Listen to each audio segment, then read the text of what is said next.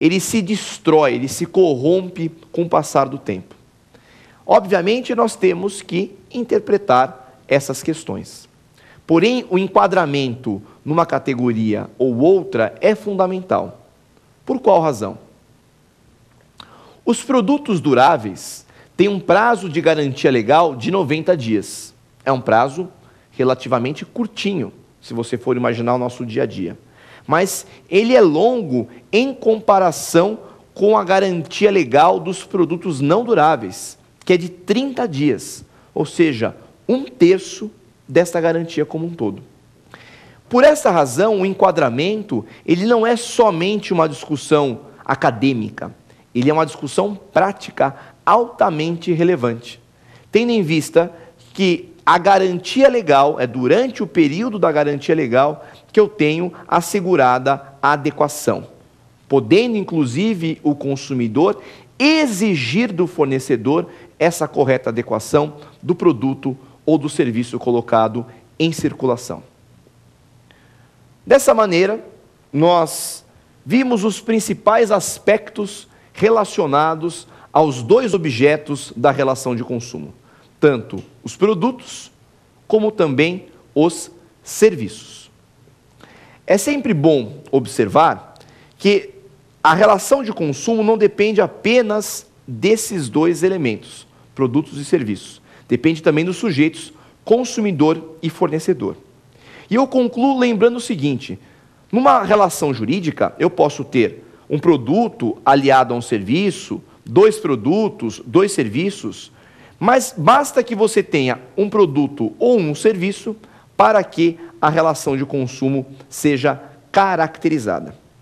Se você gostou desse tema, quer saber mais, tem dúvidas, questionamentos e até algumas curiosidades, não se esqueça do nosso e-mail, provafinal@lfg.com.br. Mas nosso programa ainda não acabou. No nosso próximo bloco, nós vamos tirar algumas dúvidas sobre esse tema que você, telespectador, formulou para a gente. Fique com a gente, daqui a pouco a gente volta.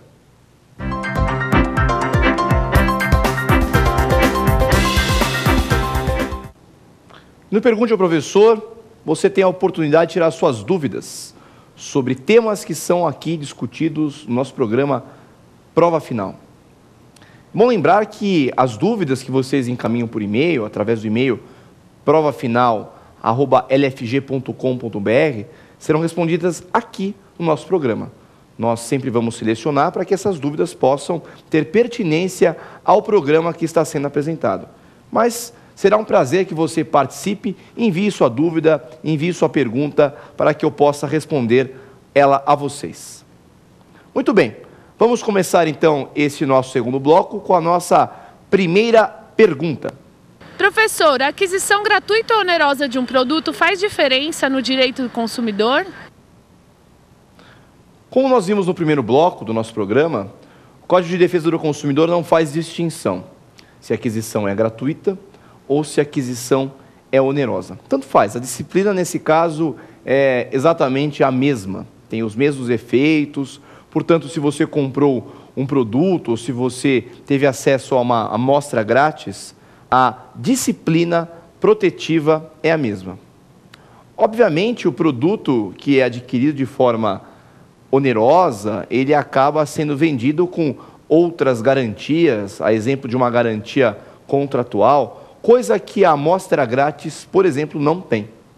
Mas é sempre bom lembrar que mesmo no caso da amostra grátis, o produto ele vai se sujeitar à mesma disciplina, as mesmas regras, os mesmos valores de proteção estão impregnados. O simples fato de ser uma amostra grátis não autoriza ao consumidor que coloque no mercado de consumo qualquer produto de qualquer forma. O produto gratuito ou produto oneroso tem exatamente a mesma disciplina.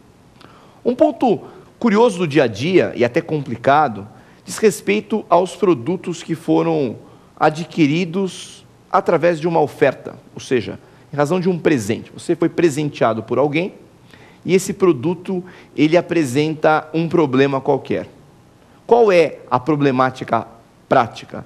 O produto, e até exigir alguns efeitos jurídicos do direito do consumidor, cabe ao consumidor demonstrar o momento da aquisição, tendo em vista que existe um prazo de garantia. Agora, quando o produto ele foi adquirido através de uma oferta, como um presente, todo esse mecanismo se torna muito mais complicado. Então, existem realmente questões emblemáticas, temas polêmicos, temas complexos que envolvem aquisição gratuita. Como esse exemplo que eu estou dando para vocês. A doação seria uma forma de aquisição nesse caso. Mas, analisando friamente o CDC, a disciplina é a mesma. O nível de proteção é exatamente igual. Muito bem. Então, agora nós já podemos caminhar para a nossa próxima questão. Professor, o Código de Defesa do Consumidor, ele traz alguma relação dos produtos e dos serviços colocados no mercado de consumo? Nós não temos uma relação de produtos, ou até mesmo uma relação de serviços, no Código de Defesa do Consumidor. É sempre bom lembrar que a circulação de produtos e a circulação de serviços, mas especialmente de serviços industrializados, pressupõe o cumprimento de uma série de etapas administrativas, como aprovação, licença, alvará, entre outros mecanismos de funcionamento. O Código de Defesa do Consumidor, como eu mencionei para vocês no primeiro bloco, ele nos traz apenas uma classificação. Nós temos os produtos duráveis e os produtos não duráveis.